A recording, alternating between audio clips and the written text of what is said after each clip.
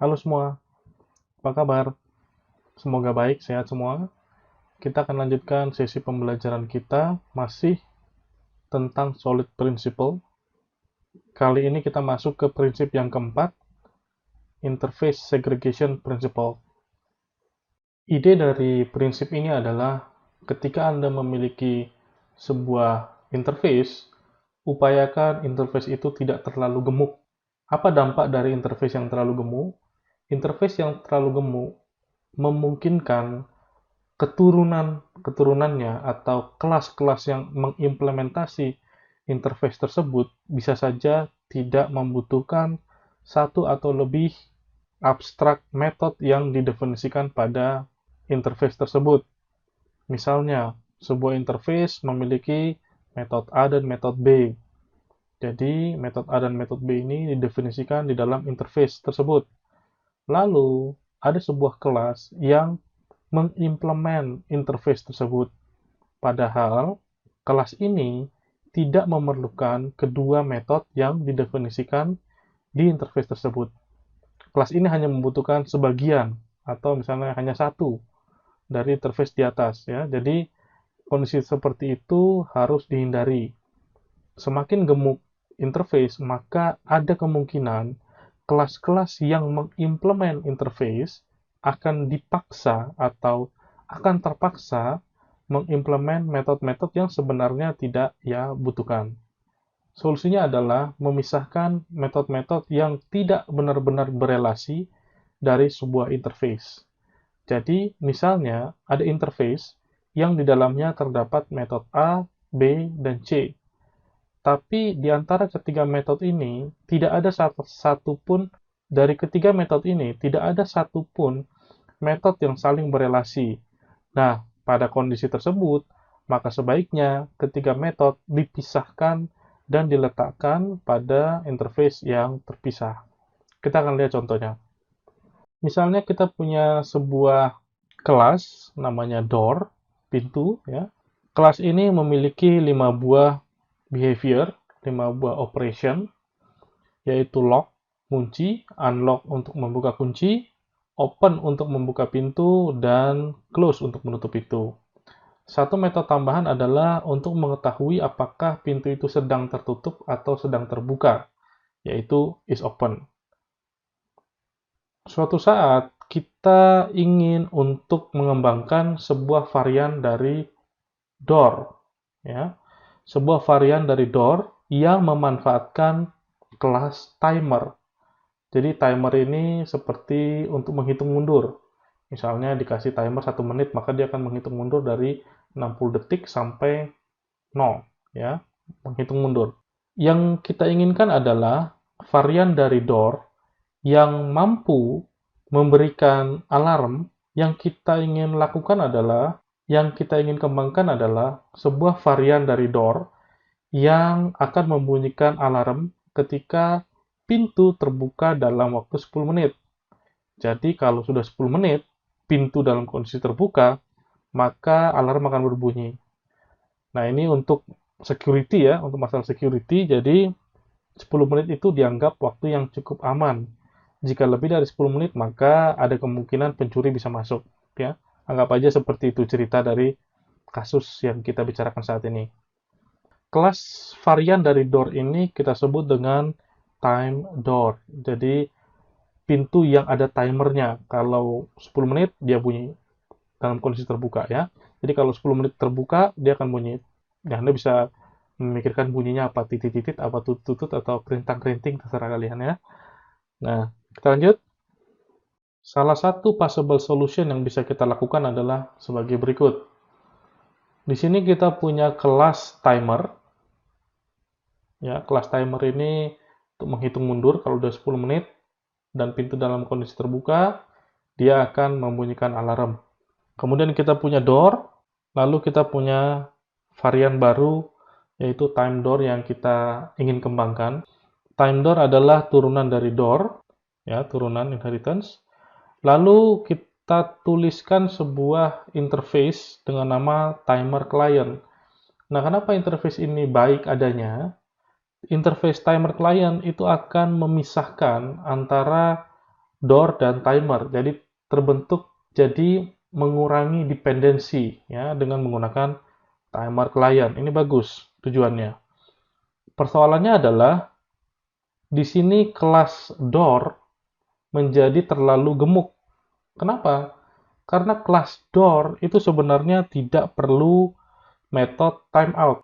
Jadi metode timeout itu sebenarnya tidak diperlukan oleh kelas door, tapi hanya dibutuhkan oleh kelas time door. Meskipun solusi ini sebenarnya bisa berjalan dengan efektif, tapi terjadi flaw, yaitu cacat, ya, ada cacat desain. Kenapa? Karena door tidak butuh timeout. Kenapa tidak butuh timeout? Ya, door kan hanya basic door ya, hanya pintu basic yang sederhana saja. Hanya bisa dibuka, tutup, kunci ya. Kunci teman-teman, kunci itu dibuka, kunci itu ditutup. Jadi dikunci, kemudian bisa dicek apakah yang terbuka atau tertutup.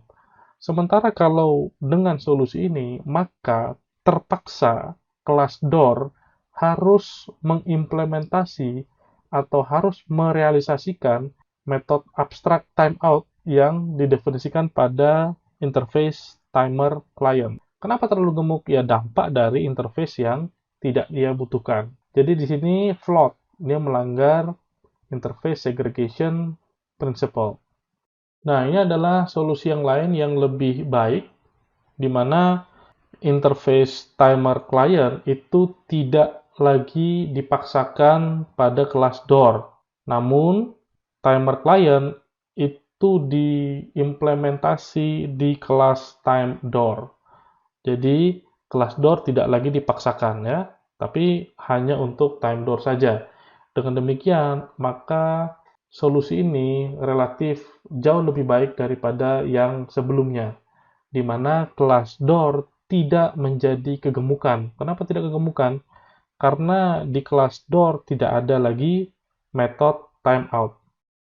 Kita menuju ke kasus kedua yang lebih menarik. Di sini didesain sebuah sistem yang menceritakan tentang scanner dan printer. Printer masukannya adalah sebuah dokumen digital. Lalu keluarannya adalah paper, kertas, ya. Kertas yang ada teksnya di atasnya.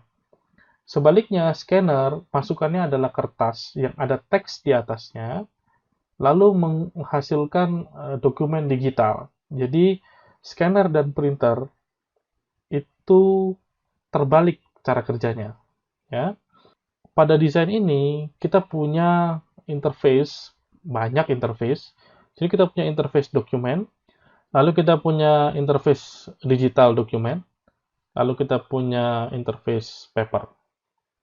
Anda bisa perhatikan di sini interface dokumen itu memiliki sebuah metode di dalamnya namanya getName. Kemudian untuk paper dia punya getText.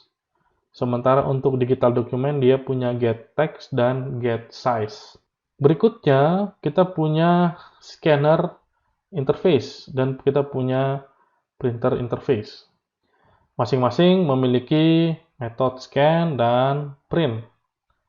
Kemudian kita punya kelas yang namanya simple scanner ya, cuma scanner biasa yang sederhana. Lalu kita punya simple printer ya, printer biasa ya.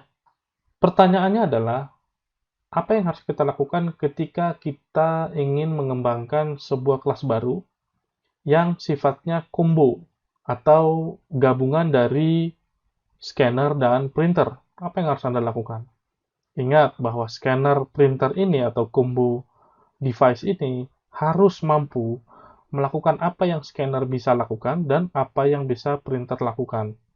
Kira-kira apa solusinya? Pendekatan yang pertama adalah dengan menggabungkan scanner, interface scanner, dengan interface printer. Anda gabungkan.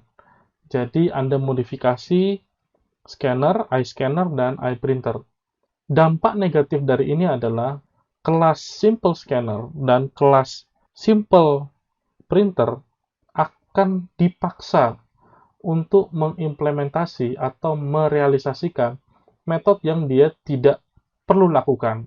Contoh, karena terjadi penggabungan, ya, Anda merge, Anda buat Anda modifikasi ya, desain ini menjadi misalnya iPrinter Scanner, misalnya, jadi interface printer scanner.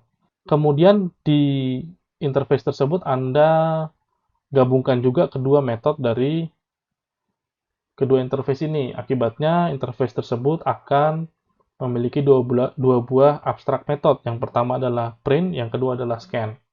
Lalu Anda implement ke sini, ini juga Anda implement. Nah, dampaknya adalah di kelas Simple Scanner Anda harus merealisasikan metode print, sementara di kelas Simple Printer Anda terpaksa harus merealisasikan metode scan. Nah, ini contoh solusi yang tidak bagus, ya. Ini juga sudah melanggar single responsibility principle karena kedua kelas ini menjadi sangat mirip dan memiliki lebih dari satu responsibility. Berikutnya adalah open close principle. Jadi ini sudah melanggar open close principle di mana Anda melakukan modifikasi terhadap existing code. Nah, itu nggak bagus, ya. Solusinya adalah dengan menghindari penggabungan interface, ya. Kalau tadi kita mau gabungkan interface-nya, itu nggak bagus. Kenapa? Justru malah membuat interface terlalu gemuk, dan dampaknya kelas Simple Scanner dan kelas Simple Printer dipaksa untuk merealisasikan metode yang sebenarnya dia tidak butuhkan. Nah, solusinya adalah kita buat sebuah kelas dengan nama printer scanner, combo ya. Lalu cukup Anda implement kedua interface ini, tanpa perlu menggabungkan kedua interface terlebih dahulu. Dengan demikian, Anda sudah comply dengan dua prinsip sebelumnya, yaitu Single Responsibility Principle dan Open Close Principle, di mana Anda tidak memodifikasi code sebelumnya atau existing code. Namun dengan demikian, Anda juga tetap mampu menyelesaikan persoalan yang sedang kita hadapi, yaitu mengembangkan sebuah kelas yang mampu ngeprint dan nge-scan. Ini adalah akhir dari sesi pertemuan kita kali ini mengenai solid principle yang keempat, interface segregation principle, di mana sebisa mungkin Anda harus memisahkan metode-metode pada interface sehingga yang tidak berelasi benar itu Anda lepaskan, ya, sehingga tidak terlalu gemuk dan tidak berdampak pada kelas-kelas yang mengimplementasi interface tersebut. Sampai ketemu di pertemuan-pertemuan berikutnya.